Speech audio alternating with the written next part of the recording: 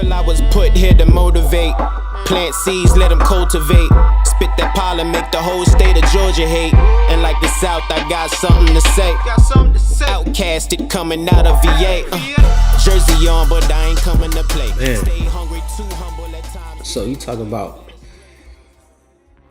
I'm on a high right now. I need a demo, man. Where in the world am I gonna get a demo from? I don't even know where any studios are at. Like, are you kidding me? Who has a studio? What does that even look like? I don't know how I'm gonna get a demo. So it's just like, yeah, whatever. Man, I ran into my partner Ralph. He was around the way. Played basketball, lived over there in Jackson Circle, the neighborhood where Mike, Larry, all them stayed at. I was over at Larry's house one day, and Ralph was over there with the Casio keyboard. So I was like, yeah, you know, I'm trying to make these beats, and he had the little thing going. I was just like, oh, okay, whatever. That's cool. You know what I'm saying? Didn't think nothing of it. He started working with these other cats and was doing some music with them, and the beats was kind of sounding. It was kind of sounding dope, and they was trying to rap and do their thing around the way. But by this time, man, I was too much involved, running around in the streets trying to be super thug, kicking in with a lot of niggas around the way, just getting in a lot of trouble. So I kind of got distracted from the music thing in a way, because now at this point, it's more wanting to be active. And that was until I eventually got kicked out of high school for fighting. So one morning I picked up I picked up my girlfriend. We went to McDonald's for breakfast, and Mr. came across one of the niggas that he had been fucking with over the weekend, or had been fucking with him over the weekend. And it was like a mini altercation. It was like they looked at each other, they knew what time it was, and the kid was like, just let me get to my car, just let me get to my car. So Mr. let him go, but Mr. had this knife on him. So like, it was, you know, he had a nice little knife on him. So dude gets to his car, we're thinking he's gonna get some shit. He just gets into his car, he goes to school. We get in our car, we go to school too. Nothing really happens. Not that I can remember anyway. And then, like third period, the principal, Batman, I can't even remember his real damn name, but we called him Batman. Mr. Elliott, is it Mr. Elliott? Mr. Elliott, I think it's Mr. Elliott. Was like, hey, you know, Mr. Overstreet was in your vehicle, and allegedly he had a knife, and blah, blah, blah, and this, that, and the other. We need to search your locker, we need to search your car. So that shit happened. I'm like, damn, that's crazy. And I believe they found the knife with Mr. or something happened, and then Mr. got kicked out of school. Like, this is like the last few weeks of school or some shit like that. Didn't get to graduate, lost my academic scholarships that I had, which I had academic scholarships for Hampton, Syracuse University, and the school that I even wanted to go to in the first place, for Miami, Florida. So I had academic scholarships for Miami, Hampton, Syracuse, and I lost them all when I got kicked out of school for wilding out. So at this point now, it's go to Virginia State, who gave me like a few $100s for school, and I was like, I don't want to go to Virginia State, that's right here in Petersburg. Like, it's like I'm still here at home. Like, I wanted to get away, and I'm definitely not going to get on in the music here. It's nothing happening here, and I ain't gonna do nothing but probably get shot or something, like hanging around here, because I done sold too many bad seeds running around. So now it's like I gotta get the hell out of Virginia. So when things kind of escalated or whatever, I ended up having to join the military so I could try to get some money to try to go to college, to make something to turn my life around. So I ended up doing some boot camp, getting in the Army National Guard. So I did that. But it was a good decision to kind of help salvage something from my life, being that I kind of was throwing everything away.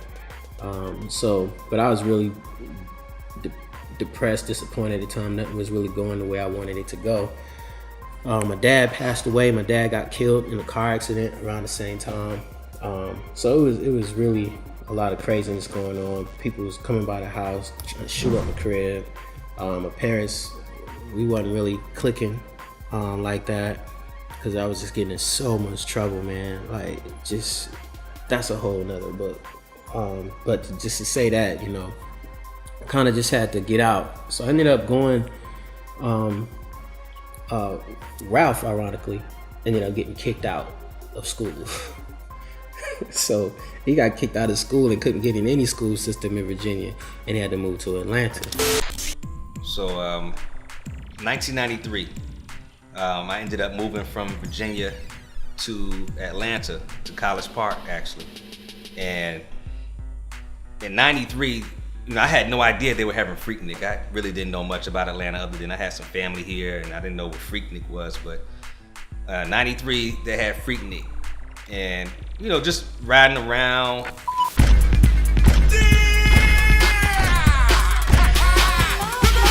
And seeing the environment. I used to ride around with a guy named Tim Lee. He used to be a break dancer. And we used to go to little parties and stuff like that, but we hung out during Freaknik.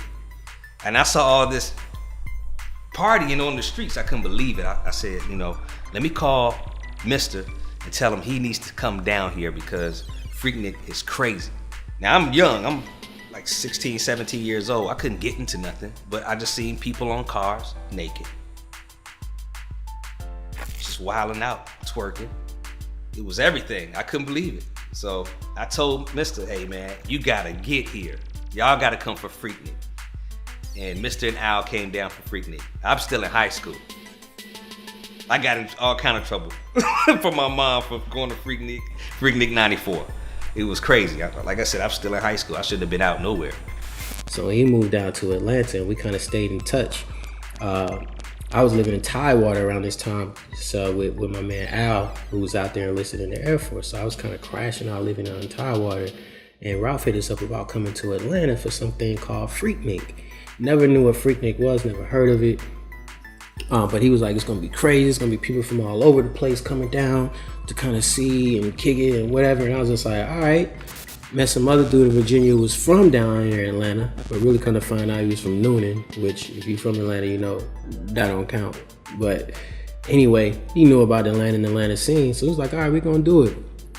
Long story short, we dipped down to Atlanta. It's bananas. It's absolutely crazy. It's so much craziness going on. Every person in the music industry is in Atlanta at this time. Every celebrity is there. The first celebrity I met, ironically, was funny as hell.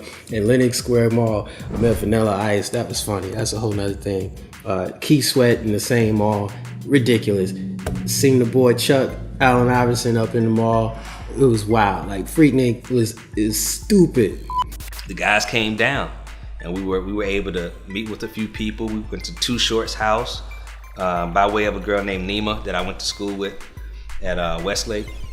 And you know, I just pretty much started meeting everybody here in Atlanta through Tim Lee and Nima, and that was like the beginning of our whole music journey here in Atlanta. That's how it started, Freaknik 94. So we was ended up, he knew some girl who was related to Too Short. We ended up going to Too Short's crib, kicking it over at his mansion that he had off down on Cascade, somewhere around that area. The mom, Too Short wasn't there at the house yet, but his mother was there, and she's showing us the photo album of him when he was a baby and all these little intimate pictures of Eazy-E kicking it at the house, hanging out. Like, it was just crazy. But we ended up hanging downtown in the underground area, and we heard on the radio and said Outkast is shooting a video at a spot called Capone's. You know what Capone's was. Somebody said, oh, it's down on Peachtree, whatever. So we just looking for Capone on Peachtree. Ain't no Google Maps and none of that here. So we just riding around. We see the spot and we pull up on the backside street and we see Outkast. Outkast at the time, we really was getting just put on to, because they had the song called Players Ball, and it was real catchy, real caught on in Virginia. We loved it. So down there, we was thinking like, what is this East Point? What is this College Park stuff they talking about? We ain't know nothing about none of that. But when I'm up there down in Atlanta, I'm seeing these signs for East Point, College Park. So I was kind of mesmerized by like, oh, this is stuff they talking about. So fast forward, we had the video shoot. They shooting the scene in the car, smoking on the side, sitting in the car smoking. So we go inside and wait in the area where everybody else is at. Now, mind you, F. Gary Gray is the director of this video. F. Gary Gray, big time movie, film director, directed The Negotiator, Friday. Yeah, Gary Gray. And I think Set It Off. Yeah, like Gary Gray is dope. But he was shooting this video. Never heard of him before either at the time. So we go in there. So me and Ralph, it's just me and Ralph and my man Al, and we sitting up in there chilling at the bar when we walk up in there. So during Freaknik, we go to a place called Capone's. Outkast was having a video shoot there. I think it was 7 player listed. And we go in, it's all kind of people. I mean, we this close to 3,000 and everybody else that's in there, they're filming. You know, this is probably our first time going to any video shoot. And it was just a whole new experience. We're around rappers and people that are actually in the music industry. And while we're there, Kris Kross come in there, looking like stars, right? With them is Da Brat. So I'm telling Mr. like, yo, look, it's Kris Kross and Da Brat. Mr.'s like, who's Da Brat? I said, this girl that raps, man, she did a song with them called The Bomb. And so Mr. decides to walk over to where she's at. So I'm like, what we about to do? We walk over there and Mr. introduces himself to her. Like, yo, my name Mr. She was like, oh, that's what's up. He was like, yeah, that's my partner. At that time, my name was Roswell. That was my rap name. Me and Mr. was in a rap group together called Salam. And he was like, yeah, we rap. You know, we got an album coming out soon, too. She was like, okay, that's what's up. I couldn't believe he walked up to her. I was like, because I don't have the balls to do that. Right? I didn't have the balls to walk up to anybody. I was still like 17 years old. I was young. And I just couldn't believe he did it, man. And that's what I knew. I was like, this dude is going to make it. You know, he gonna do something because he there was no fear. R-Dot says that Mr. went over to her and they kind of exchanged pleasantries. It wasn't that pleasant. So the truth was, or at least the way I remember it, we were kicking it. Mr. was in here trying to, you know, do his thing and wanted to know what the hell was going on. Mr. always wants to know. Like, he wants to know. So he's not gonna bite his tongue. He's not gonna stand by shyly. So he walked up to her and was like, who are you? And she said, I'm Da Brat. Who are you? So it wasn't pleasant. It wasn't a pleasant meeting. It was like, ugh, like, and she said it in a way, and I love Da Brat. She said it in a way like, nigga, don't you ever ask who are you to ask me who the hell I am? And then Mr. replied like, you should know me. So both of them gave each other this,